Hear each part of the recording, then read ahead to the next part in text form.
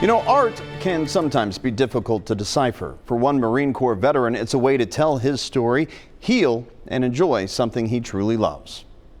If my mom and dad were here, they would tell you that I was drawing and painting before I could write my name. David McGee can sit in front of a canvas or a sketch pad for hours. There's days that I start working and the wife has to come get me and say, hey, you know, it's dinner time. His pieces of work depict our country's past. Chief Dragging Canoe, who was one of the most influential Native American chiefs here in the local area. There are the vintage motorcycles and the classic cars too, with the chrome so well detailed, you'd think it was a photo. That's the reaction that I like to get from people that, lets me know I did a good job. It's a passion he wanted to take into the Marine Corps back in 1985, having admired the works of combat artists of the past. Did you go to the recruiter and tell him that's what you wanted to do? Yes, yeah. And what was the recruiter's response? Sign here. But that job was full, so he became a combat engineer, a little different than colored pencils and paintbrushes. Instead, he found himself working enemy intelligence and reconnaissance missions. Got to see 15 different countries and met some great people and had some experiences, both good and bad. This drawing depicts one of the bad experiences. It's titled as Gateway to Hell, Iraq. Why is that?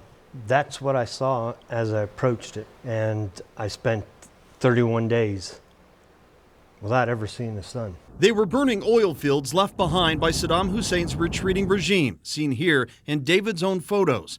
And on the other side of that gateway, the hell it led to. I was in Iraq and I was caught in a blast that threw me, injured my back, my neck, my shoulders. He endured many surgeries, and to this day, I don't feel this arm. the constant pain and swelling is always there. And through his art, he's worked through some of that trauma and life after the war. I only knew one thing. Find things, blow things up, and eliminate things.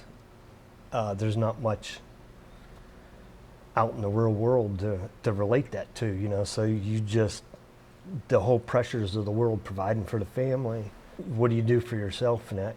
It's a crushing weight. So you feel like the world is on your shoulders. That weight has lifted some over the years, and he hopes that he can encourage other veterans to use pencil and paints to start their own healing expression. As you're doing it, you're remembering everything that you experienced and went through, and you start to realize that you're not there. It's what you let those memories do to you that makes the difference. By the way, you can check out David McGee's art and even meet him in person during Pendleton Art Studios' monthly Final Friday, which takes place the last Friday of the month from 5 to 9 p.m. I'll put a link to David's website as well in this story on WCPO.com if you'd like to go check out some of his other works.